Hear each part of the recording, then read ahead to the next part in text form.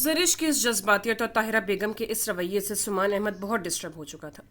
زرش پر ہاتھ اٹھانے کے باوجود زرش کی حمایت رہ رہ کر دل میں گھاؤ لگا رہی تھی۔ وہ اس سارے مسئلے کا حل چاہتا تھا۔ زرش نے اس قصے کو اس قدر سیریس لیا تھا کہ وہ 2 روز سے مسلسل بخار میں پھنک رہی تھی اور طاہرہ بیگم پرسکون تھی۔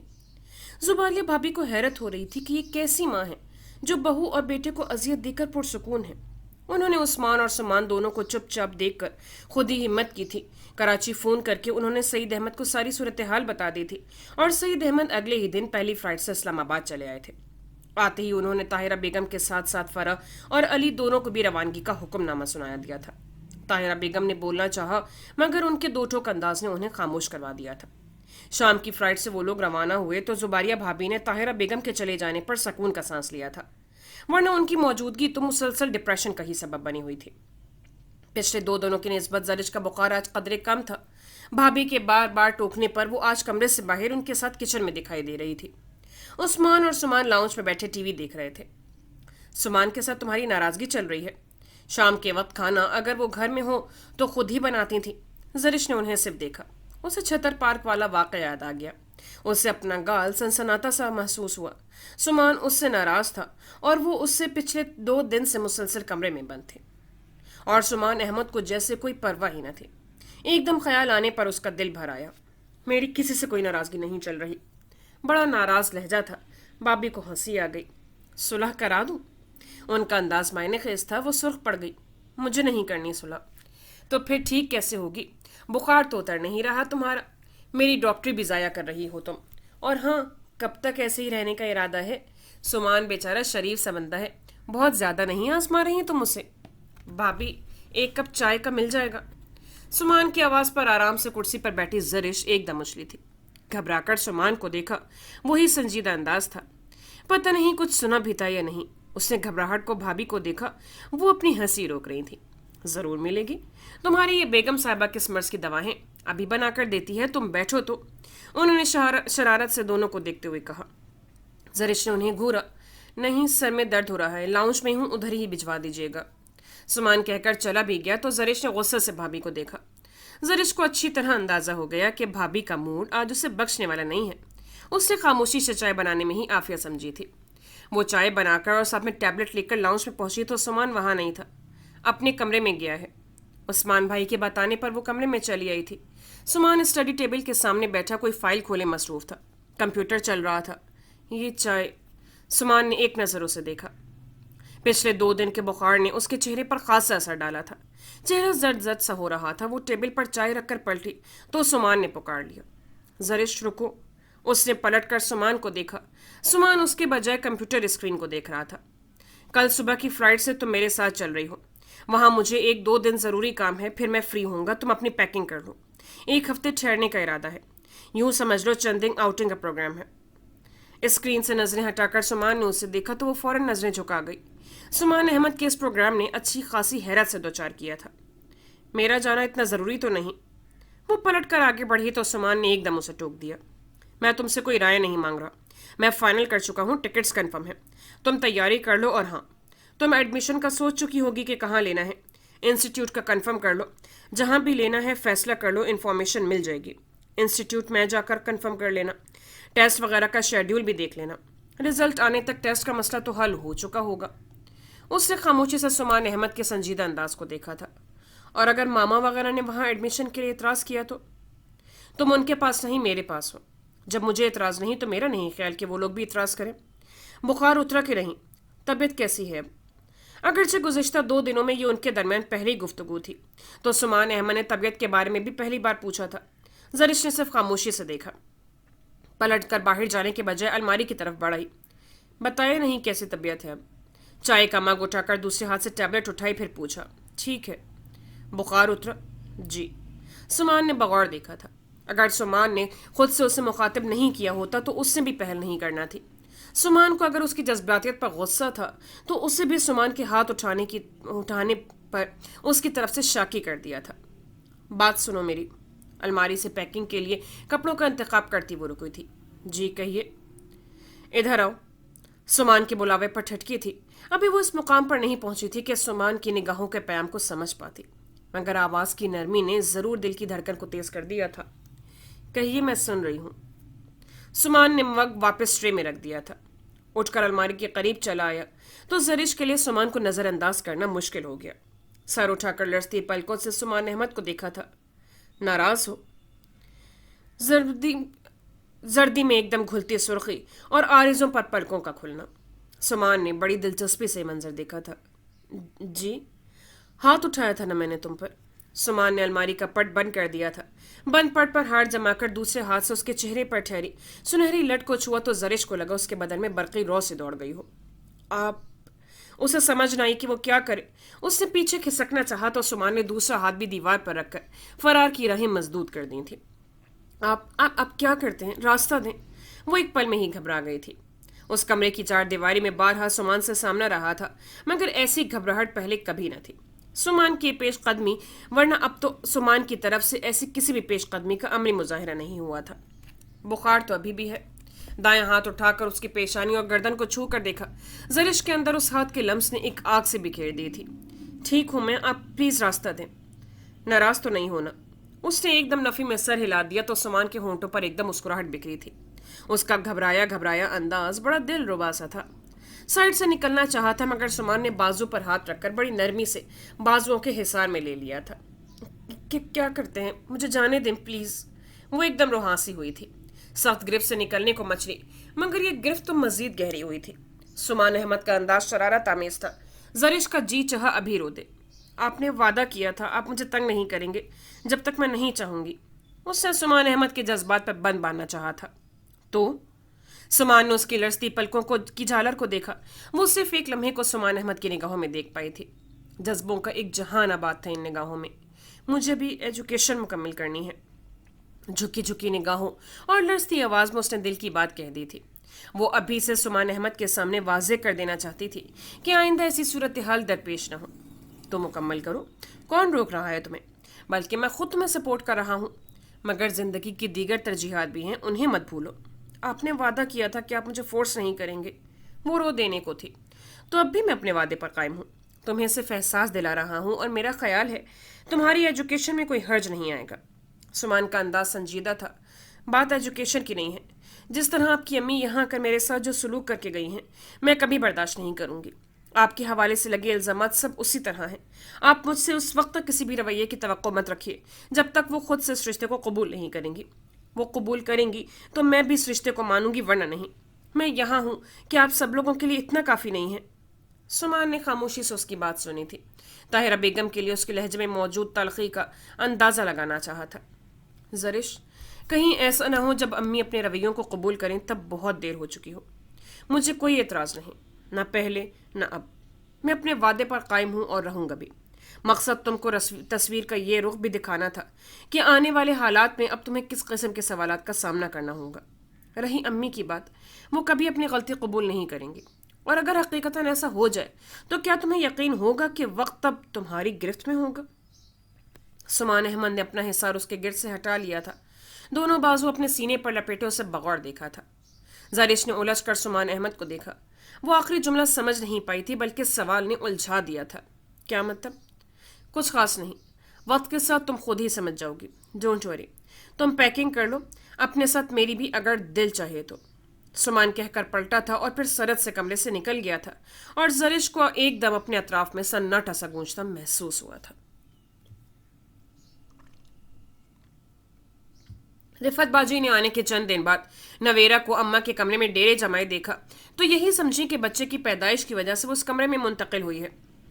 मगर मौसम के अकीके के बाद भी जितने दिन तक नवेरा उसी कमरे में रही तो उन्हें ताज्जुब हुआ।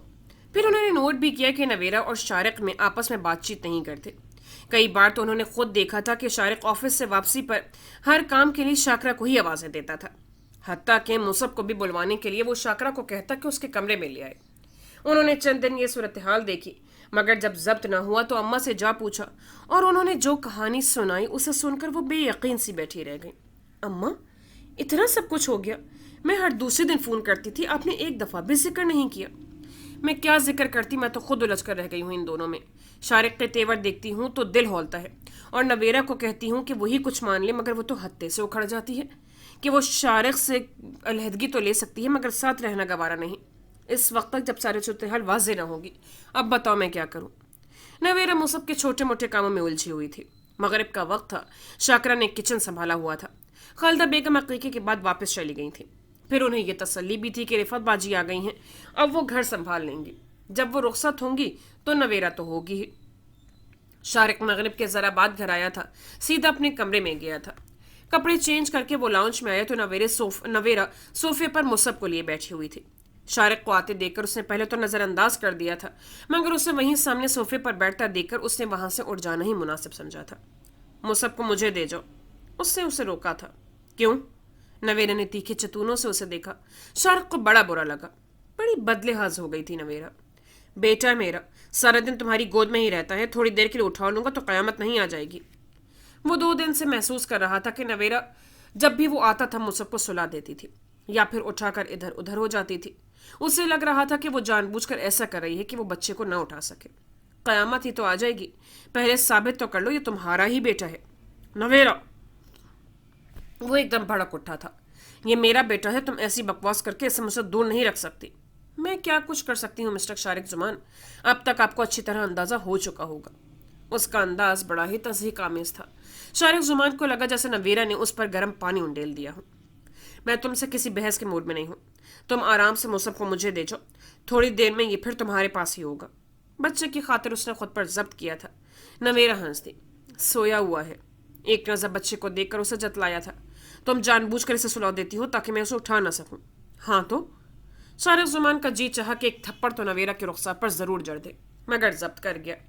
میں نہیں چاہتی کہ میرے بچے پر تمہارا سایہ پڑے یا اس کی معصوم شخصیت تمہاری طرح داغدار ہو۔ یہ صرف میرا بیٹا ہے، اسے تمہارے سائے سے بھی دور رکھنا چاہتی ہوں۔ شٹ اپ، یہ میرا بھی بیٹا ہے، تم اسے اپنی ماں کے گھر سے نہیں لے کر آئی تھی۔ اچھا؟ نویرا ہنس دی۔ تصدیق آمیز انداز نے شارق زمان کو بھڑکا دیا تھا۔ وہ ایک دم اٹھا تھا۔ کیا چاہتی ہو تم؟ اس کی برداشت صرف یہاں تک تھی، علیحدگی۔ بڑے صاف اور واضح الفاظ میں نویرا نے کہا تھا۔ وہ تو تم ویسے ہی رہ رہی ہو، اور کس قسم کی علیحدگی چاہیے؟ وہ غصے سے بولا تھا۔ اس کی آواز اتنی اونچی ضرور تھی کہ اماں کے کمرے میں ان سے محو کلام رفعت آپا اونچی آواز سن کر فوراً باہر پہنچی تھی۔ میں تم سے طلاق چاہتی ہوں۔ آپا نے ایک دم سینے پر ہاتھ رکھا تھا۔ شارق زمان بھی ایک پل کو خاموش ہوا تھا۔ ٹھیک ہے، تمہیں مل جائے گی، مگر مصب کو تمہیں میرے پاس چھوڑنا ہوگا۔ ہرگز نہیں۔ نویرا نے ایک دم بچے کو سینے سے لگا لیا تھا۔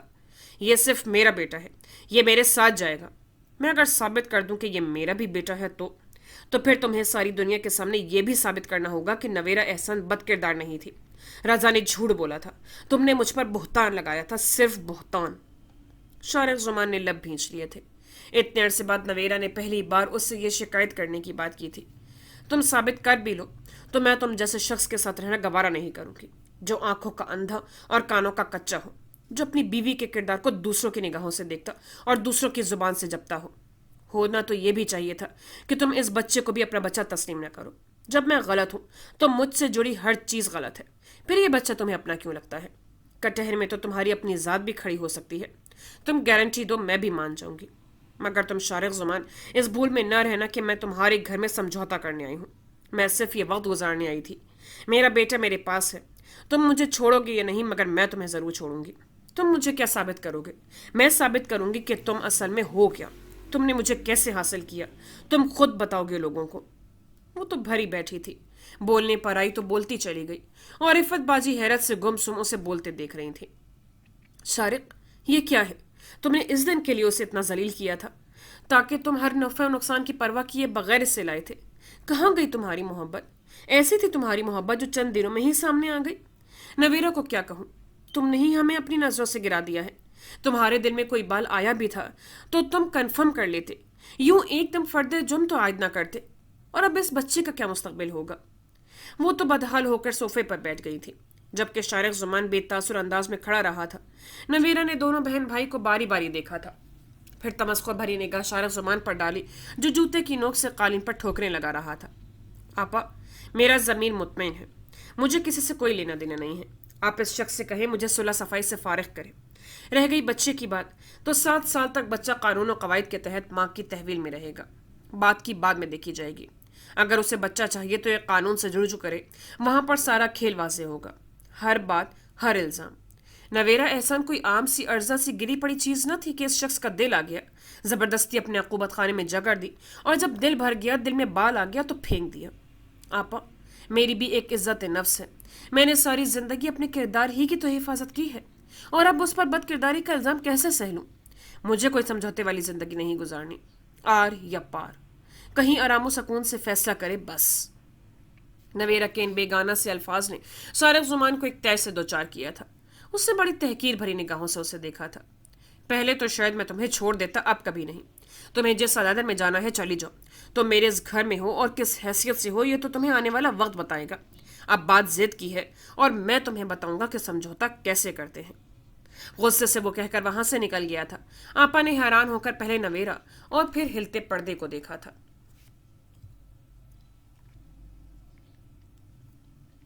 لاہور آنے پر شروع کے 2 دن سمان آفس کے کاموں میں ہی مصروف رہا تھا، اور پھر ادھر سے فارغ ہو کر سمان اور اس کا سارا وقت گھومنے پھرنے میں ہی گزر جاتا تھا۔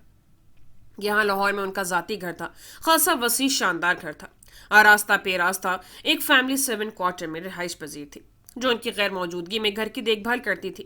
ان لوگوں میں سے کسی کا جب بھی لاہور آنا ہوتا تھا یہیں قیام کرتے تھے۔ وہ دونوں بھی یہیں ٹھہرے تھے۔ اس دن وہ دونوں شالیمار گارڈن میں آ گئے تھے۔ کافی دیر تک دونوں ادھر ادھر گھومتے رہے۔ السلام علیکم۔ وہ دونوں ابھی ایک درخت کے نیچے آ کر بیٹھے ہی تھے کہ آواز پر دونوں نے سر اٹھا کر دیکھا۔ کافی خوش شکل پیاری سی لڑکی ہاتھ میں کیمرہ پکڑے انہیں مسکراتی نگاہوں سے دیکھ رہی تھی۔ وعلیکم السلام، جی فرمائیے۔ سمان نے ہی پوچھا تھا۔ زرش تو لڑکی کو دیکھ کر یاد کرنے کی کوشش کر رہی تھی کہ اس نے ایک چہرہ کہاں دیکھا تھا۔ میں آپ کی ایک تصویر لے لوں؟ جی؟ سمان نے حیران ہو کر اسے دیکھا تھا۔ کس خوشی میں؟ زرش نے الجھ کر دیکھا۔ اسے یاد نہیں آ رہا تھا کہ اس نے یہ لڑکی پہلے بھی کہیں دیکھی تھی، مگر کہا اس پورے گارڈن میں یہ دوسرا کپل ہے جو سب سے زیادہ پیارا لگ رہا ہے۔ پہلا کپل کون سا ہے؟ میرے بھائی اور بھاوج کا۔ وہ لوگ پچھلے حصے میں ہیں، میں ان کو اوپر بلواتی ہوں، پھر آپ لوگوں کی تصویر لوں گی۔ بات سنیں، آپ پہلے بھی ہماری تصویر لے چکی ہیں نا؟ ایک بار چھتر پارک میں ملے تھے ہم۔ زرش کو ایک دم یاد آیا تو فوراً پوچھا، تو وہ لڑکی کھلکھلائی۔ بڑی جلدی پہچانا آپ نے؟ ابھی آپ لوگ نیچے تھے جب میری نظر پڑی تھی، میں نے فوراً پہچان لیا۔ آپ کا بیٹا ساتھ نہیں، بڑا کیوٹ سا بیبی تھا۔ آپ کی تصویر کی ایک کاپی اب بھی میری البم میں محفوظ۔ اوہ، سمان کو یاد آ گیا تھا وہ سارا قصہ۔ آپ لوگ اپنے بیٹے کو نہیں لائے؟ وہ اپنے ماما پاپا کے پاس ہے۔ سمان نے ایک نظر زرش کے سرخ پڑتے چہرے کو دیکھتے ہوئے کہا، کیا مطلب؟ وہ حیران ہوئی۔ ماما اور پاپا تو سامنے بیٹھے ہوئے تھے، وہ میرا بھتیجا تھا۔ حیرت ہے، تب تو آپ نے نہیں بتایا تھا، تب آپ نے موقع بھی نہیں دیا تھا۔ سوری، ایک بات اور کلیئر کر دوں، تب ہماری شادی بھی نہیں ہوئی تھی، یہ تب ہماری صرف چچا زاد ہی تھی، اب ماشاءاللہ سے بیگم صاحبہ ہیں۔ اوہ، سمان کے برجستہ انداز پر وہ ہنس دی۔ کافی کیوٹ ہے آپ کی بیگم، اور ینگ سے بھی۔ تھینکس، میں ابھی آئی، آپ لوگ جائیے گا نہیں؟ کافی انٹرسٹنگ لڑکی ہے۔ سمان کے جواب میں وہ یہی کہہ سکی۔ 5 منٹ بعد وہ جن 2 افراد کو اپنے ساتھ لیے چلی آئی تھی۔ ان دونوں کو دیکھ کر وہ دونوں ہی ٹھٹکے تھے۔ ڈاکٹر ظفر کی بہن سے وہ 1-2 بار مل چکی تھی، جبکہ سمان احمد تو خاصا قریب سے جانتا تھا، مگر اس کے ساتھ نواز فاروق کو دیکھ کر سمان تو نہیں، مگر وہ خود ضرور ڈسٹرب ہو گئی تھی۔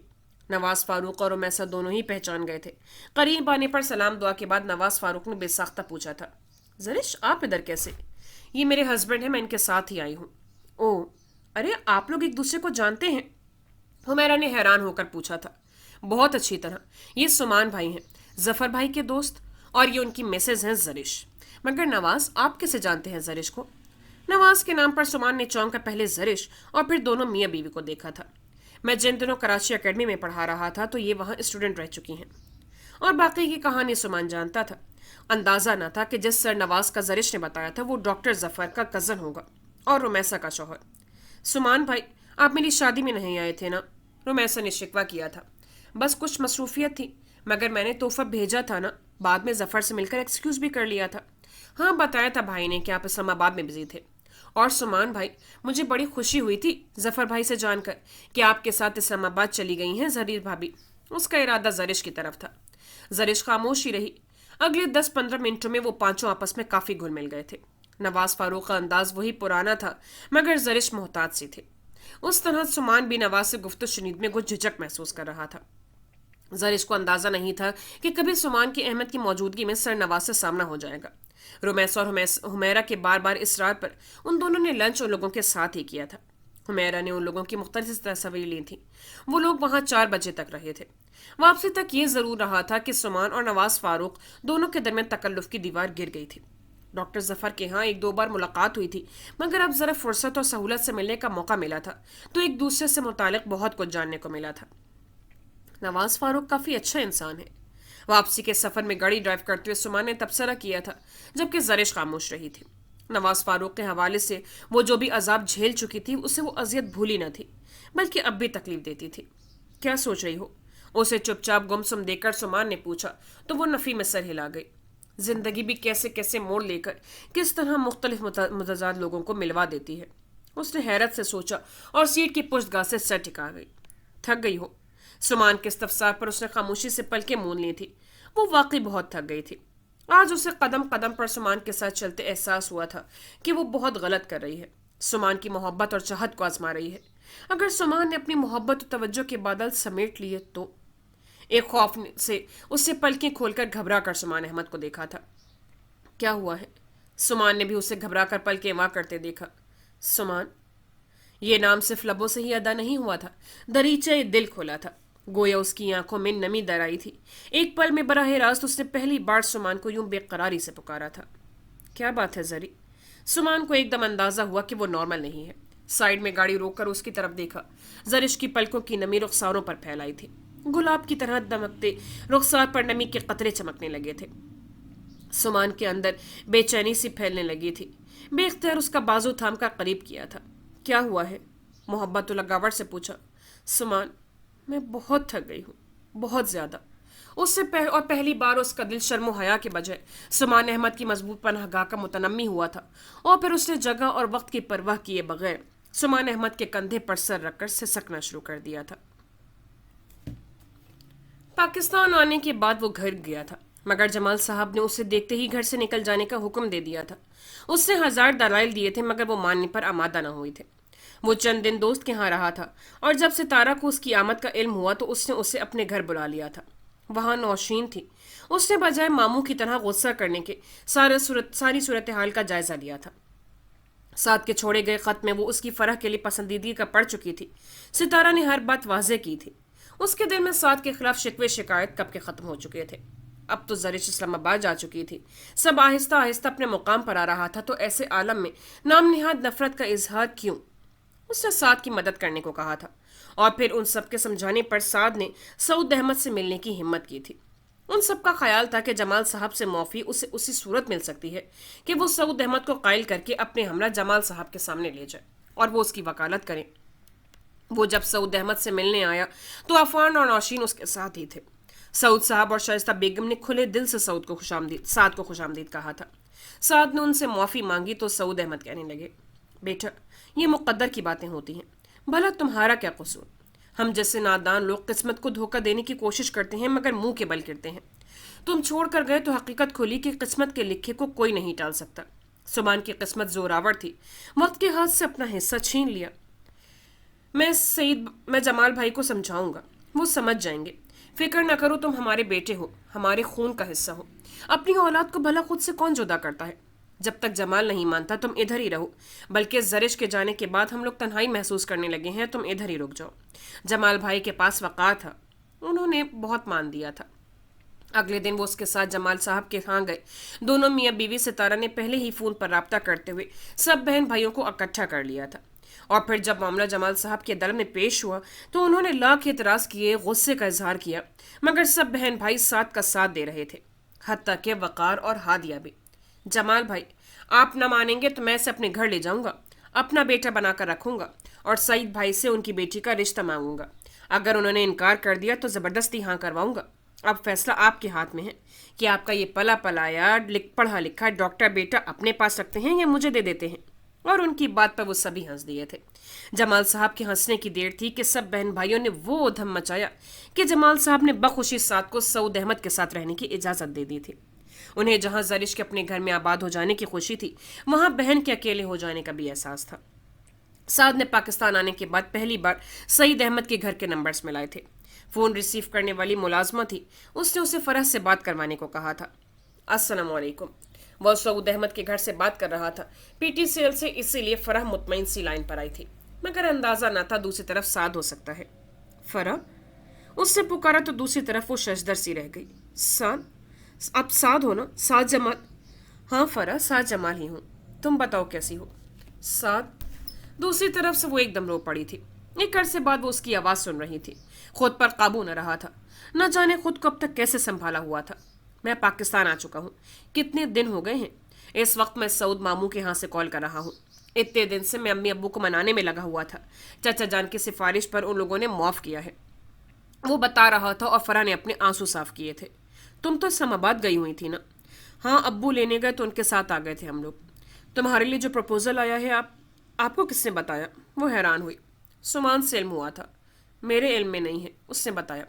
सऊद मामू हो सकता है बड़े मामू से बात करें रिश्ते की। अम्मी अब्बू और मामू लोगों में यही फाइनल हुआ है कि वो खुद जाकर मामू से बात करेंगे। आजकल मैं मामू के यहाँ ही हूँ। उन्होंने मुझे अपने घर रखा हुआ है। क्यों? आप अपने घर क्यों नहीं रह रहे? जरिश के बाद मामू और फुप्पो तन्हा होते हैं। मामू की तबीयत का इल्म तो है तुम्हें। अम्मी ने यही कहा था कि किसी न किसी को उनके पास ज़रूर होना चाहिए, इसलिए उनके यहाँ ही हूँ। बात सुनो, चंद दिन अम्मी अब्बू और दूसरे लोग आएंगे। मामू जान के इरादों का मुझे अंदाज़ा नहीं, मगर मुमानी जान की तबीयत का इल्म है। तुमसे पूछा जाए तो इनकार मत करना। सुन रही हो ना? जी। वो सिर्फ यही कह सकी थी। मैं फिर रब्ता करूँगा, परेशान मत होना। और सुनो, मेरी गैर मौजूदगी में मुझे कभी याद किया भी कि नहीं? जी। क्या जी? पता नहीं। उसने कहकर फ़ोन बंद कर दिया और साथ हंस दिया। जरिश का शॉपिंग का इरादा था। उसने सुमान को फ़ोन किया तो पता चला कि वो किसी काम में मसरूफ़ है। अगले 2 दिनों में उसकी वापसी का इरादा था। वो आज शॉपिंग का काम कर लेना चाहती थी। वो गाड़ी लेकर निकल आई थी। उससे अंदाज़ा था कि इस तरह गाड़ी निकालने पर सुमान से कुछ सख्ती सुनने को मिलना है, मगर वो इंतहाई बोर हो रही थी। सड़कों और जगहों का उसे अंदाज़ा तो नहीं था, मगर वो निकल आई थी। एक दफ़े एक्सीडेंट के बाद मामा पापा ने उसे दोबारा गाड़ी को हाथ नहीं लगाने दिया था। आज मौका मिला था तो उसने फ़ायदा उठाया था। बड़े ही मोहतात अंदाज में और आहिस्ता रवि से वो गाड़ी ड्राइव कर रही थी, मगर शायद किस्मत ख़राब थी कि अचानक गाड़ी के सामने आती खवातीन को देखकर बेकाबू हो गई थी। वो ब्रेक लगाने के चक्कर में स्पीड बढ़ा गई थी और नतीजा ये निकला था कि गाड़ी सामने वाली खवातीन को हिट कर गई थी। बदहवासी में उसने ब्रेक लगाए थे, गाड़ी उछलकर साइड में हो गई थी। ट्रैफिक जाम एकदम थम गया था। उन खवातीन के गिर्द लोगों का हुजूम बढ़ा तो कुछ लोगों ने उसके गिर्द घेरा बना लिया कि कहीं वो भाग न जाए। उसके तो अपने हवास उड़ गए थे, वो भला कहाँ भाग सकती थी। इंतहाई खौफजदा नजरों से हुजूम की तरफ देखा। गाड़ी जिस औरत को लगी थी वो नकाब में थी, जबकि दूसरी खातून ने चादर ओढ़ रखी थी। उसके बाजुओं में बच्चा था। वो गाड़ी से निकलकर उन औरतों के पास चले आई। आई एम सॉरी, आप लोग सामने आ गई तो गाड़ी पर काबू नहीं रहा। प्लीज़ सॉरी, ज़्यादा परेशानी वाली अगर बात है तो मैं अस्पताल ले चलती हूँ। नकाब वाली अब बुरी तरह कराह रही थी। गाड़ी से टकरा कर वो बुरी तरह पुख्ता सड़क पर गिरी थी। न जाने कहाँ कहाँ चोट लगी थी। दूसरी खातून ने कुछ गुस्से से जरिश को देखा, कुछ सख्त कहना चाहा, मगर जरिश का हवास बाख्ता उड़ा चेहरा देखकर चुप हो गई। नवेरा, उसने कराहती लड़की का बाजू पकड़कर पुकारा। ज़्यादा चोट लगी है तो आओ, हौसला करो, पर थोड़ी ही दूर है क्लिनिक, डॉक्टर को दिखा लेते हैं। रिफत बाजी ने सहारे देकर उसे उठाया तो दूसरी तरफ जरिश ने भी सहारा देकर उसे खड़ा किया। गाड़ी तो पहले ही साइड पर थी। वो लॉक करके उनके सामने ही सामने वाकई क्लिनिक में चली आई थी। मुसब को हल्का सा टेम्परेचर था। वो रिफत बाजी की हमरा टैक्सी में इधर आई थी डॉक्टर फैरोजा से चेक करवाने। वो उनके मशवरे से ही किसी चाइल्ड स्पेशलिस्ट के पास जाना चाहती थी, मगर बाहर निकलकर सामने से आती इस गाड़ी से टक्कर हो गई थी। डॉक्टर फैरोजा ने नवेरा को अच्छी तरह चेक किया। उसके घुटने और बाजू छिल गए थे। उसके अलावा पाँव में भी मोच आई थी, जबकि रिफत बाजी सिर्फ गिरी थी और मुसब भी महफूज ही था। डॉक्टर फैरोजा ने बैंडेज कर दी थी। हल्की फुल्की ड्रेसिंग करके उन्हें पेन किलर्स लिख दी थी। जरिश ने अंदर ही अंदर शुक्र का कलमा पढ़ा कि ज़्यादा लंबा चौड़ा मामला नहीं था, बचत हो गई थी।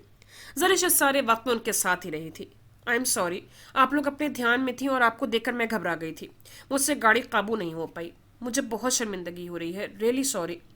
नवीरा ने पहली बार गौर से देखा। कम उम्र सी प्यारी सी लड़की थी। इस टकराव से खासी घबरा चुकी थी। नवेरा मुस्कुरा दी। आपका भी भला क्या कसूर, हमें ही देखकर सड़क पार करनी चाहिए थी। जरिश नवेरा की मुस्कुराहट पर कुछ नॉर्मल हुई थी। नाम क्या है तुम्हारा? जरिश। जरिश सुमान अहमद, बहुत प्यारा नाम है। मैं आप लोगों को ड्रॉप कर देती हूँ। दरअसल मैं यहाँ की रहने वाली नहीं हूँ, कराची से हूँ। अपने हस्बैंड के साथ चंद दिन के लिए यहाँ आई हुई हूँ। मुझे सड़कों का अंदाज़ा नहीं है, इसलिए भी घबरा गई थी। शादी शुदा हो? नवीरा ने हैरान होकर उसे देखा। उसने झीम कर सर हिला दिया। लगती तो नहीं हो। रिफत बाजी को भी हैरत हुई थी। खासी कम उम्र लगी थी उन्हें ये लड़की। ये आपका बेटा है? उसने क्यूट से सोए हुए मुसब को देखा। ये नवेरा का बेटा है, मेरा भतीजा है। बहुत प्यारा बेटा है आपका। जरिश ने सोए हुए बच्चे का रुखसार छुआ था। आप लोगों को मैं ड्रॉप कर देती हूँ, प्लीज़ आ जाइए। हम चले जाएंगे, प्लीज़ शर्मिंदा ना करें, मैं आपको ड्रॉप कर देती हूँ। जरिश ने मजीद इसरार किया तो वो दोनों मान गई। वो उन दोनों को ड्रॉप करके वापस जाना चाहती थी, मगर नवेरा ने उसे बसद इसरार अंदर बुला लिया था। जरिश के मना करने के बावजूद नवेरा के कहने पर चाय और दीगर अशिया का एहतमाम शाकरा कर लाई थी। वो वाजदा बेगम से भी मिली। उससे उनसे मिलकर बड़ी खुशी हुई। उसे 1 घंटा उन लोगों के यहाँ लग गया था। ये मेरे हस्बैंड का कार्ड है, मैं अपना नंबर लिख देती हूँ। मैं फिर चक्कर लगाऊंगी, आपकी आयादत करने आऊंगी। प्लीज़ आप इस नंबर पर राब्ता करके अपनी खैरियत से ज़रूर आगाह कीजिएगा। मुझे परेशानी रहेगी, या फिर अपना नंबर दे दें, मैं खुद ही राब्ता कर लूँगी। जरिश ने सेल नंबर लिखकर नवेरा को थमा दिया था। डोंट वरी, मैं कॉल कर लूँगी। थैंक्स। वो अभी रास्ते में ही थी कि सुमान की कॉल आ गई थी। वो उसके अकेले जाने पर परेशान हो रहे थे, और फिर जब वो घर पहुंची तो सुमान गाड़ी की टूटी हुई हेडलाइट्स देखकर परेशान हो गया था। एक्सीडेंट कर दिया है क्या तुमने? बस हल्का सा। उसने शर्मिंदा होते हुए सारी तफसील सुना दी तो सुमान खामोशी से देखे गया। उसे कुछ भी समझाना फजूल था, करनी तो उससे अपनी ही थी। अगले दिन वो एक बार फिर नवेरा के यहाँ गई थी। नवेरा बेहतर थी और उसका बेटा भी।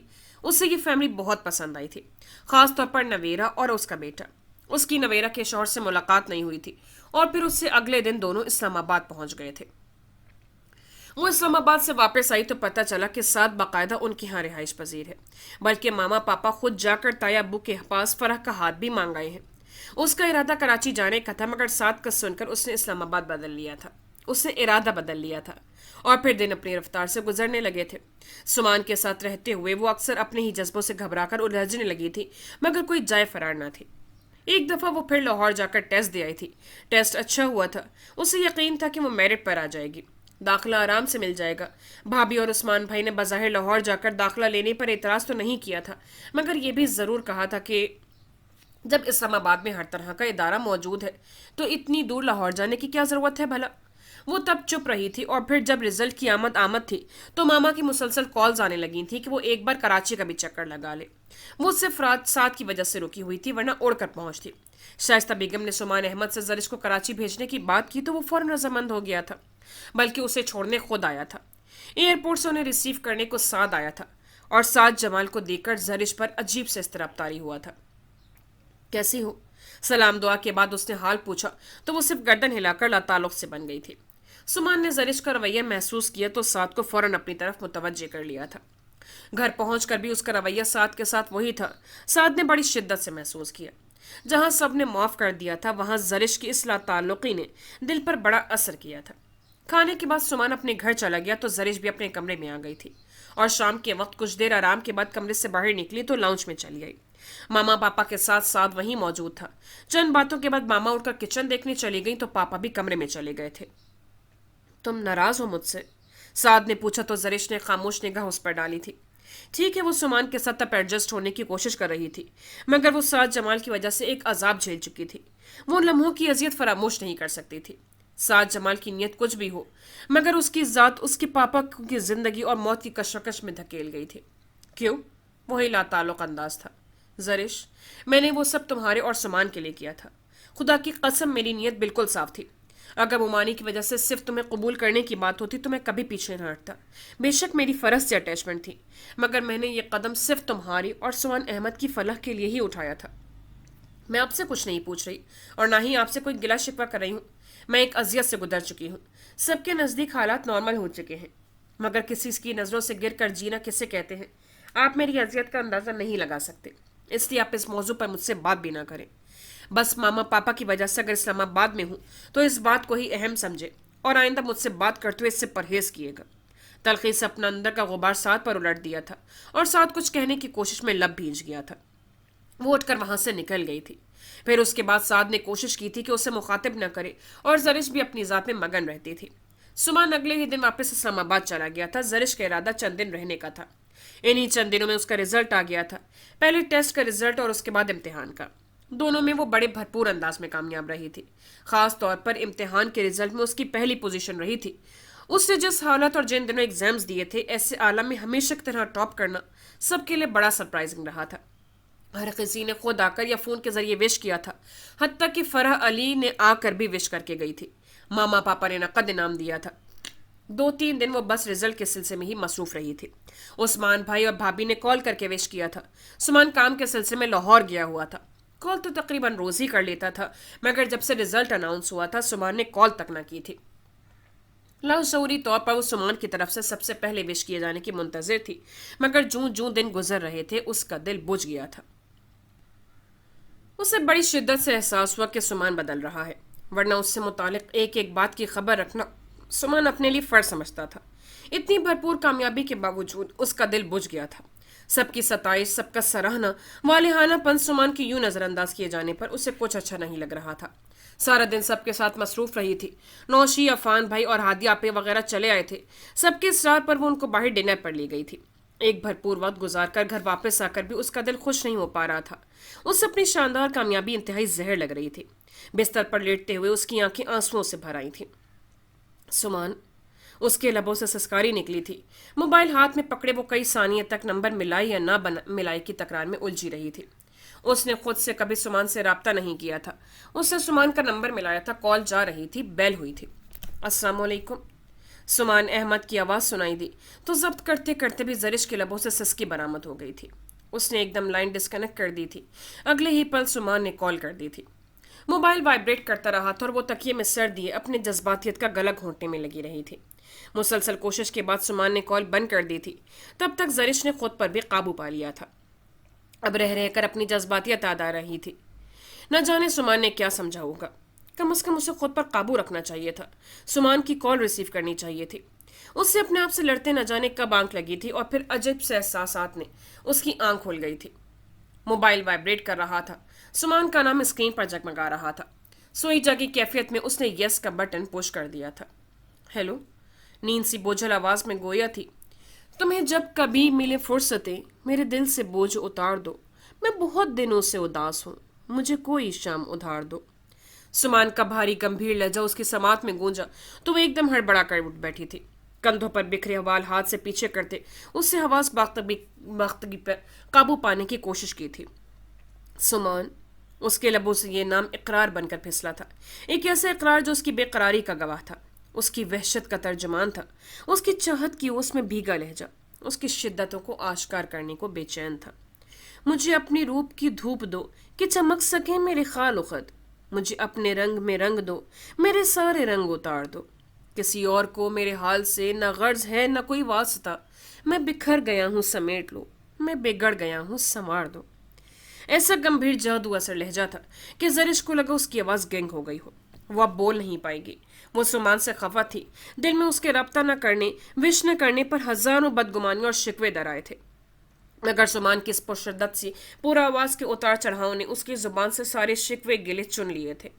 میری وحشتوں کو بڑھا دیا جدائیوں کے عذاب نے، میرے دل پر ہاتھ رکھو ذرا، میری دھڑکنوں کو قرار دو۔ کیسی خواہش تھی لہجے میں، کیسے جذبات بول رہے تھے۔ الفاظ کا انتخاب اور آواز کا اتار چڑھاؤ، تیز بہاؤ بالکل جذبات کی ہم آہنگ تھا۔ ایک ایک لفظ مکمل معنویت لیے ہوئے تھا۔ اسے کبھی شعر و شاعری سے شغف نہ رہا تھا، مگر اب سمان کی آواز میں یہ الفاظ سن کر اس کا دل گداز ہوا تھا۔ جذبوں کی لو بلند ہوئی تھی، سینے میں تلاطم برپا ہوا تھا۔ کیسی ہو؟ اسی مخصوص محبت و توجہ سے پوچھا جا رہا تھا۔ وہ تو ابھی تک آواز کے زیر و بم اور گمبھیرتا سے ہی نہیں نکل پائی تھی۔ اس سوال پر دل کا گداز ایک دم آنسو میں تحلیل ہوا تھا۔ آپ کو اس سے کیا؟ میں جیوں یا مروں؟ شکوہ لبوں پر در آیا تھا۔ زرش، کبھی کبھی الزام لگانے میں بھی تم حد کر جاتی ہو۔ شکوہ ادھر سے بھی لبوں پر آیا تھا۔ وہ لب بھینج گئی۔ کال کیوں کی تھی اور بات کیے بغیر کیوں بند کر دی تھی؟ میں نے کئی کالز کی اور تم نے ریسیو بھی نہ کی۔ دماغ خراب تھا میرا۔ وہ سمجھ نہیں پا رہی تھی کہ بات کو کس طرح سنبھالے۔ سمان ہنس دیا تھا۔ اس میں کوئی شک بھی نہیں، اگر دماغ خراب نہ ہوتا تو نہ اس وقت میں اتنی دور ہوں، ورنہ تم دماغ خراب ہونے کا اعتراف کرتی۔ سمان کا لہجہ خاصا خوشگوار تھا۔ وہ چند پل چپ رہی تھی اور پھر بتایا، میرا رزلٹ آ گیا ہے۔ پتہ ہے مجھے، میں نے فون کیا تھا، چچی جان نے بتایا تھا۔ فرسٹ پوزیشن مبارک ہو۔ اگر انسان نے محنت کی ہو تو اس کا اجر بھی ملتا ہے۔ بڑے سادہ سے انداز میں کہا گیا تھا۔ زرش کے اندر کا سارا جوش، ساری خوشی ایک دم مر گئی تھی۔ उसका दिल चाहा एकदम गुस्से से फोन पटक दे। आपको कोई खुशी नहीं हुई? सब ने मुझे विश किया है सिवाय आपके। ना चाहते हुए भी लबों से ये अल्फाज फिसल गए थे। सुमान हंस दिया था। तुम मेरे विश करने की मुंतजिर थी? जाहिर सी बात है। मैंने समझा कि जैसा हमारा रिश्ता है, उसकी मौजूदगी में मेरा विश करना शायद इतने इंपॉर्टेंस ना रखता हो। मुझे इल्म न था कि तुम मुंतजिर हो, वरना सबसे पहले मैं ही विश करता। जरिश ने उलझ कर मोबाइल को देखा। आज सुमान का अंदाज बदला हुआ था, या शायद उसे ही लगा। लाहौर में मजीद कितने दिन रहने का इरादा है? जरिश ने बात बदल दी थी। कल वापस आ रहा हूँ, काम खत्म हो गया है तकरीबन। फिर वापसी पर कराची आ जाइएगा, मैं तैयार रहूंगी। उसने आनन फानन प्रोग्राम बनाया था। मगर तुम्हारा तो कुछ दिन रुकने का इरादा था। दूसरी तरफ सुमान को हैरत हुई थी, एक खुशगवार सी हैरत। नहीं, बहुत रह ली। फिर दाखिल वगैरह के लिए लाहौर का भी चक्कर लगाना होगा। मामा पूछ रही थी कि कहाँ दाखिला लेना है। अगर उनका इल्म हुआ तो वो एतराज़ करेंगी। मैंने उनको नहीं बताया, जब एडमिशन हो जाएगा तो देख लूंगी। आप कल आ रहे हैं ना फिर? हाँ। दूसरी तरफ से सुमान का संजीदा अंदाज सुनाई दिया तो न जाने क्यों दिल को धड़का सा लगा। फिर वो चुप सी हो गई। जरिश, एक बात कहूँ? जी। उदास शामें उजाड़ रस्ते, कभी बुलाएं तो लौट आना। उदास शामें उजाड़ रस्ते, कभी बुलाएं तो लौट आना। किसी की आंखों में रत जग्गों के अजाब आएं तो लौट आना। अभी नई वादियों, नए मंजरों में रह लो मगर मेरी जान। ये सारे एक एक करके छोड़ जाएं तो लौट आना। सुमान का वही गंभीर लहजा गूंजा तो वो कई सानिया तक चुप रह गई थी। जरिश, तुम्हें मजबूरी नहीं, मगर कभी कभार दिल चाहता है कि जिसे हम अपनी जान से बढ़कर चाहते हैं वो हमारे करीब हो, कुछ हमारी भी दिल की सुने, हमें समझे। जरिश, तुम दूर थी तो एक एहसास था कि कभी तो तुम्हें मेरी मोहब्बत, उसकी शिद्दत का एहसास होगा। मगर इस कदर करीब रहकर भी तुम बेखबर जब रहती हो तो दिल चाहता है तुम्हें झंझोड़ दो। फिर ऐसा कर भी गुजरूं, मगर मिजाज गवारा नहीं करता। तुम पर कोई मजबूरी नहीं। मजबूरी तो मेरी है जो तुमसे दिल लगा बैठा हूँ। मजबूरी के रिश्ते निभाने बहुत मुश्किल हो जाते हैं। जरी, कभी फुर्सत मिले तो सोचना, हमको जुदा न कर दे ये एक फ़र्क ज़रा सा। तुम फासलों के कायल, मैं कुर्बतों का प्यासा। सुमान, जरिश के सिर्फ होंठ ही फड़फड़ा सके थे, आवाज़ हलक में ही फंस गई थी। मैं कल आ जाऊंगा, तुम अच्छी तरह सोच लो। रिजल्ट इतना शानदार है, फिर टेस्ट भी क्लियर है, एडमिशन आराम से हो जाएगा। चची और बाकी लोगों को मैं फेस कर लूंगा। डोंट वरी यार। सुमान ने एक लम्हे में जब्त खोया था, मगर अगले ही पल अपने मखसूस बेपना केयरिंग और तवज्जो लिए अंदाज में महवे कलाम था। जराश अपनी जगह गुमसुम सी बैठी रह गई थी। उसके दिल की जो हालत थी, सुमान बेखबर तो नहीं होगा, मगर खुद उससे अपनी कैफियत बयान करना भी अभी नहीं आता था। सुमान की शिद्दत, मोहब्बत की सूरत उसके वजूद पर पहरा कर रही थी और वो बेबस थी। आंसू आहिस्तगी से उसकी आंखों से बहते चले गए थे। जरिश, सुमान ने पुकारा तो उसने लाइन काट दी थी। उसने घुटनों के गिर्द बाजू लपेट लिए थे और शिद्दत से रो दी थी। सुमान अहमद की मोहब्बत उसके वजूद पर ही नहीं, उसके दिल पर भी पूरी तरह काबिज हो चुकी थी और वो कुछ भी नहीं कर सकती थी अब। नवाज शारिक के ऑफिस गया था। शारिक उससे पुरानी अंदाज में मिला था, मगर नवाज ने जब रज़ा के किस्से को छेड़ना चाहा तो उसने दो टोक मना कर दिया था। माइंड मत करना, ये मेरा सरासर ज़ाती मामला है। इसमें मैं किसी भी थर्ड पर्सन की मुदाखलत कतई गवारा नहीं करता।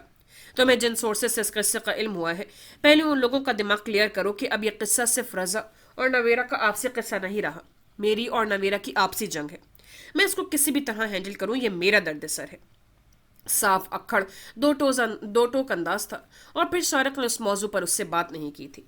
एक दो दफ़ा बड़ी अम्मा के यहाँ भी जाना हुआ था, मगर नवेरा तो उसकी आमद पर अपने कमरे में बंद हो जाती थी। उसने कई दफ़ा कोशिश की थी कि किसी तरह उससे सामना हो जाए, मगर वो तो उसकी शक्ल देखने की रवादार न थी। अब सिर्फ रज़ा हमीद रह जाता था। नवाज ने सोचा कि उससे भी बात करके चेक कर लेने में कोई हर्ज नहीं। नवाज ने उसके मोबाइल पर राब्ता किया, मगर वो मिलता ही न था। उस दिन नवाज ने उसके घर जाने को ही बेहतर समझा था। शाम के बाद सब घर पर ही थे। हमीद चचा और चच्ची से कुछ देर बातचीत के बाद वो रज़ा को लिए उसके रूम में चले आए थे। क्या चल रहा है आजकल स्टडी के अलावा? टेबल पर रखी बुक्स का जायजा लेते सुमान ने पूछा तो रज़ा ने कंधे उचका दिए। कुछ खास नहीं। मज़ीद क्या इरादे हैं? नवाज ने रज़ा को देखा। पता नहीं, अभी कुछ प्लान नहीं किया। अच्छी बात है, मुझे तुमसे एक बहुत ज़रूरी बात करनी थी। रज़ा ने चौंक कर नवाज को देखा। वो संजीदगी से मुतवज्जे था। जी कहिए। नवाज के चेहरे से कुछ भी अंदाज़ा ना हुआ तो सर हिला दिया। तुम्हारा और नवेरा का ये क्या किस्सा है? नवाज ने बराह रास्त रज़ा की आंखों में झांका। वो एक पल को चौंका था और फिर एकदम तलखी से लब भींच लिए। आप बहुत ज़ाती सवाल पर नहीं उतर आए, तलखी से उसने कहा। नहीं, बिल्कुल नहीं। नवाज ने फौरन इनकार किया। मैं आपसे इस सिलसिले में कोई बात नहीं करना चाहता, मगर मैं करना चाहता हूँ। ये सब तुम्हारा ज़ाती मसला नहीं है। इससे नवेरा की जिंदगी भर की खुशियां वाबस्ता हैं। और मैं नहीं समझता तुम इस कदर खुदगर्ज वाक़ हुए हो कि उसकी ज़िंदगी बर्बाद करने का सबब हो। मैंने कोई ज़िंदगी बर्बाद नहीं की, सिर्फ अपनी ख्वाहिश, अपनी फीलिंग्स का इजहार किया था। वो एकदम तलखी से फटा था। नवाज ने बड़े सुकून से उसे देखा, वो भी गलत अंदाज में और गलत इल्जाम इंसान के सामने। तुम जानते हो शारिक नवेरा के मामले में किस कदर जज्बाती है। अगर तुम्हें मेरे नवेरा से शादी से इनकार की वजह का इल्म हो जाए तो तुम्हें शारिक के मुकाबले में अपनी फीलिंग्स महज हिमाकत महसूस हो। जानता हूं मैं सब कुछ। वो आतिश फिशा की तरह फटा था और नवाज हैरान रह गया। मुझे सब पता है आपने शादी से इनकार क्यों किया था और शारिक जुमान ने किस तरह उनको ट्रैप करने की कोशिश करके ये शादी खत्म करवाई थी। तुम्हें कैसे इल्म हुआ? क्या शारिक या नवेरा ने? हैरत के बाद इस्तफसार हुआ था। नहीं, आपको इल्म होगा, एक दफ़ा आप लाहौर आए थे और आपकी अम्मी आपसे मिलने अकेडमी गई थी। उस दिन मैं भी अकेडमी चला गया था। जब इल्म हुआ कि आप आए हुए हैं तो मैं आपसे मिलने आया था। फिर आपकी और चची की सारी गुफ्तगू सुन ली थी। ओह, नवाज ने चंद पल उसे देखा। जब तुम्हें इल्म हो गया था तो फिर तुमने ऐसा क्यों किया? उसे ऐसा लगा था कि रजा के अंदर इस्तिराब बिखरता चला गया हो। मुझे नवेरा के लिए शारिक जुमान की धोखाधड़ी और कमीनगी बर्दाश्त नहीं हो रही थी। मेरा बस नहीं चलता था कि मैं नवेरा की जिंदगी से शारिक जुमान को निकाल फेंकूं। मैं नवेरा को रुस्वा नहीं करना चाहता था, मगर उन दिनों मेरी जहन और दिल पर एक भूत सवार था कि किसी भी तरह नवेरा से बदजन करके ही सही शारिक जुमान को उससे अलहदा कर दूं। उन जैसी पाक साफ अच्छी लड़की के साथ उन जैसा करप्ट आदमी का तस्वर भी मुझे बर्दाश्त नहीं होता था। और ऐसे आलम में रमशा का रवैया।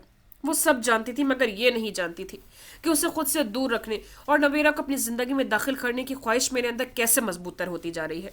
वो मुझे गुस्सा दिलाती थी तो मुझे उससे नफरत होती थी। फिर मैंने वो सब कुछ किया जो शारिक जुमान को नवेरा से मुतनफिर करने का सबब बन सकता था।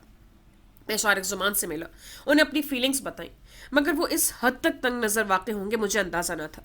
नतीजा मेरे ख्वाहिश के मुताबिक था, मगर वो खामोश हो गया था और नवाज गुमसुम अंदाज में उसे सिर्फ सुन रहा था। नवेरा की आंखों में अपने लिए नफरत देखकर मेरा जी चाहा कि हर तरफ आग लगा दूं। मैं अपने ही जज्बात समझने से कासिर हूँ। नवेरा को रुस्वा करवाकर मैं उसे नहीं पा सकता था। नवेरा ने जिन नफरत भरी नजरों से मुझे देखा था, उनका हाथ मेरी तरफ उठा था। उसके बाद मेरे अंदर से हर ख्वाहिश रुखसत हो गई थी। फिर तो बस एक जिद और अना बरकरार थी, मगर अब लगता है मैं खुद से लड़ते लड़ते थक गया हूँ। अम्मा नवेरा के बारे में अक्सर जिक्र करती रहती हैं, उसकी बर्बादी का जिम्मेदार मुझे ठहराती हैं, मगर वो लब भींच कर खामोश हो गया था। नवाज ने खामोशी से उसे देखा। अब इस सारे मसले का हल बताओ। कुछ तवक्कुफ के बाद पूछा तो वो भी सर हिला गया था। नवेरा तुम्हें पता है अब किस मुकाम पर है। वो हम सब से नफरत करने लग गई है। शारिक, मुझसे और तुमसे ही नहीं, उसने अपनी फैमिली तक को छोड़ने का फैसला कर लिया है। मेरी बड़ी अम्मा से बात हुई थी, वो बता रही थी कि नवेरा तलाक की बात कर रही है। वो शारिक के साथ किसी भी किस्म की मसालियत के हक में नहीं, और शारिक वो ना उसे छोड़ने का इरादा रखता है और ना ही बसाने का। तुम्हारी जज्बातियत ने उसकी जिंदगी बर्बाद कर दी है। मेरी तरफ से उसे जो धचका लगा था, जो भी ज्यादती हुई थी, वो संभल गई थी, मगर तुमने तो उसके अंदर से जीने की उमंग तक छीन ली है। बहुत बुरा किया तुमने यार। किसी से कहते, मुझसे ही राब्ता करते, मैं कोई बेहतर सबील निकालता। कम से कम तुम इस हिमाकत और जज्बातियत का सबूत तो ना देते। नवाज फारूक ने बड़ी बेबसी से उसे देखा था। अब अगर तुम लाख बार भी कहो कि तुमने गलत किया, महज शारिक से नवेरा को मुतनफिर करने का इरादा था, मगर शारिक के दिमाग को क्लियर करना बहुत मुश्किल हो गया है। तुमने उसकी वो जज्बातियत नहीं देखी जो शादी से पहले वो नवेरा के लिए कर चुका है। तुमने तो महज सुना था, मैंने देखा भी और समझा भी। नवेरा जैसी लड़की किस्मत से किसी को मिलती है, और वो मुझे मिल रही थी। मैं मुतमईन भी था, मगर मुझे इनकार करना पड़ा। महज इसलिए नहीं कि शारिक के मुंह से उसके एतराफात सुनकर मैं नवेरा से बदजन हो गया था, बल्कि इसलिए कि औरत ज़ात एक नस्ल की अमीन होती है। शारिक नवेरा के लिए जिस हद तक जा चुका था, जिस तरह उसने आराम से दरमियान से निकलने की मुझसे दरख्वास्त की थी, मैंने बहुत सोचा और निकल जाना ही बेहतर समझा कि नवेरा के लिए शारिक जुमान एक बहुत वफादार और मोहब्बत करने वाला जीवन साथी साबित होगा। शारिक नवेरा के लिए जो भी कदम उठा चुका था, अगर वो सब जानते बूझते भी मैं नवेरा से शादी के हक में रहता तो यकीनन शारिक किसी भी हद तक जा सकता था। उससे जिस तरह लाइफ गुजारी है, औरत से मुतालिक उसके दिमाग में जो तस्वुर है, उसकी मौजूदगी में वो नवेरा के हुसूल के लिए कुछ भी कर सकता था, हत्ता कि ख़ानदान को भी कोई अहमियत न देता। और मैंने इस पहलू का नजर रखते हुए मंजर से हट जाना मुनासिब समझा था। میں اب لاہور واپس آیا تھا تو گمان بھی نہ تھا کہ حالات ایسے ہو چکے ہوں گے۔ ابو کو منانا بہت مشکل مرحلہ تھا۔ امی نے ابو کو ساری حقیقت بتا دی تھی میرے منع کرنے کے باوجود، اور اس طرح مجھے معافی مل گئی۔ رومیسا بہت اچھی بیوی ہے، ایک اچھی دوست ہے۔ نواز نے چپ چاپ سر جھکائے بیٹھے رضا کو دیکھا، صرف ایک پر۔ یار، محبت صرف پا لینے کا نام ہی تو نہیں، دینے اور بانٹنے کا نام بھی محبت ہے۔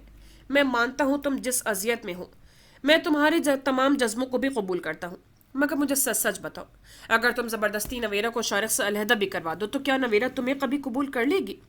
رضا نے نواز کو دیکھا، آنکھوں میں ایک دم بے بسی اتر آئی تھی۔ وہ مجھ سے اتنی نفرت کرتی ہیں کہ اگر ان کا بس چلے تو شاید میرا وجود ہی اس دنیا سے مٹا دے۔ صاف گوئی سے اعتراف کیا تھا۔ تو پھر تمہیں کیا حاصل ہوا یہ سب کر کے؟ بہت غلط کیا تم نے۔ جس سے سچی حقیقی محبت ہو اس کو تو ذرا سے بھی تکلیف دینا دل گوارا نہیں کرتا۔ تم نے کیسے گوارا کر لیا؟ رضا کو لگا یہ آخری ضرب تھی جو اسے اپنی ہی نظروں سے مکمل طور پر گرا چکی تھی۔ اس سے پہلے خود کو حق پر ہے کہہ کر کوئی نہ کوئی جھوٹی تسلی دے کر مطمئن کر دیتا تھا، مگر اب نواز کی باتوں نے ضمیر کو ایک دم جھنجھوڑ دیا تھا۔ نویرہ تم سے کبھی محبت نہیں کرے گی، وہ کبھی تم سے بات تک کرنا گوارا نہیں کرے گی۔ وہ جو پہلے تمہیں اہمیت دیتی تھی، تم سے محبت و انسیت کا مظاہرہ کزن ہونے کے ناطے کرتی تھی، وہ اب نفرت کا اظہار کرے گی۔ تم نے یہ سب کبھی نہیں سوچا کہ وہ کس اذیت میں ہے؟ شارق نے پوری دنیا سے لڑ کر اسے حاصل کیا تھا۔ اس کے یوں مترفر ہو جانے سے اس کی ذہنی سطح کیا ہوگی؟ اس کا کیا فیصلہ ہوگا؟ جس طرح نبیل ناراض ہے، اس کے گھر والے اسے قبول بھی کریں گے یا نہیں؟ اور اگر نہیں کریں گے تو خاندان بھر میں اس کی ذات پر لوگ کیسے انگلیاں اٹھا سکتے ہیں؟ جس کا کردار بے داغ رہا ہو وہ کیسے اتنا بڑا الزام سہ پائے گی؟ کچھ تو سوچا ہوتا تم نے۔ وہ اس طرح مجرموں کی طرح گردن جھکائے بیٹھا رہا تھا۔ نواز نے لوہا گرم دیکھ کر ابھی سے چوٹ لگانا بہتر سمجھا تھا جو کاری رہے گی۔ تم اب شارق کو جا کر سب سچ بھی بتا دو، اسے لاکھ یقین بھی دلا دو کہ تم نے نویرہ کے معاملے میں دروغ گوئی سے کام لیا تھا۔ تمہارا محض مقصد اسے نویرہ سے دور کرنا تھا یا جو بھی تھا۔ کیا شارق سب سچ مان لے گا؟ فرض کرو وہ سچ مان بھی لے تو کیا نویرہ اب اسے قبول کرے گی؟ کیا وہ طلاق لینے کے مطالبے سے دستبردار ہوگی؟ اور سارا خاندان، کیا وہ نویرہ کے طلاق کے معاملے پر اصل وجہ جاننے کی کوشش نہیں کرے گا؟ اور جب سب کے علم میں تمہاری جذباتیت اور شارق زمان کا رویہ آئے گا تو سچ سچ بتانا، اپنی ہی نظروں سے کون گرے گا؟ لعنت و ملامت کس کے حصے میں آئے گی؟ طلاق لینے کے بعد یقیناً نویرہ تمہارے لیے تو کبھی ہاں نہیں کہے گی، اور اگر وہ دوسری شادی بھی کرے تو اس کی آئندہ زندگی پہ کیا اثرات مرتب ہو سکتے ہیں؟ کچھ تو سوچا ہوتا یار۔ وہ اسی طرح چپ چاپ سنتا رہا تھا۔ پھر بھی میرا مشورہ ہے، اگر تم نویرہ سے حقیقی محبت کے دعوے دار ہو تو تم شارق کے پاس جاؤ، اسے سب کلیئر کرو، اسے بتاؤ کہ تم کہاں کہاں غلط تھے اور کیا کیا بہتان باندھ چکے ہو۔ اگر وہ واقعی نویرہ سے محبت کرتا ہے تو وہ پہلے ہی کی طرح اس سے متعلق جذباتی ہو تو کبھی بھی اپنا گھر مزید برباد کرنے کی حماقت نہیں کرے گا۔ وہ جذباتیت کو ایک طرف رکھ کر اصل صورتحال پر غور ضرور کرے گا کہ اب اس کے پاس اور آپشن بھی نہیں رہا سوائے مصالحت کے۔ رہ گئی نویرہ، اصل فیصلہ اب اس کا ہے۔ اگر شارق نے مصالحت کی کوشش کی تو وہ کیا فیصلہ کرتی ہے اس کے بارے میں مجھے ڈاؤٹ ہے۔ حالات انسان کو بہت تبدیل کر دیتے ہیں، ایک کمزور انسان کو بہت بہادر اور بہادر کو ڈرپوک بنا دیتے ہیں۔ آخری فیصلہ تو نویرہ ہی کرے گی، کم از کم تمہاری ذات اپنی ضمیر کے سامنے سرخرو ہو جائے گی کہ تم نے محض جذباتیت میں جو غلطیاں کی تھیں ان کو سنوارنے کی اپنی سی کوشش کی تھی۔ باقی اللہ پر چھوڑو، اور وہ سب سے بڑا کارساز ہے۔ اس کے کندھے پر ہاتھ رکھ کے اسے تسلی دیتے، اس سب کے لیے آمادہ کرتے کہا تو رضا نے بس خاموشی سے نواز فاروق کو دیکھا تھا۔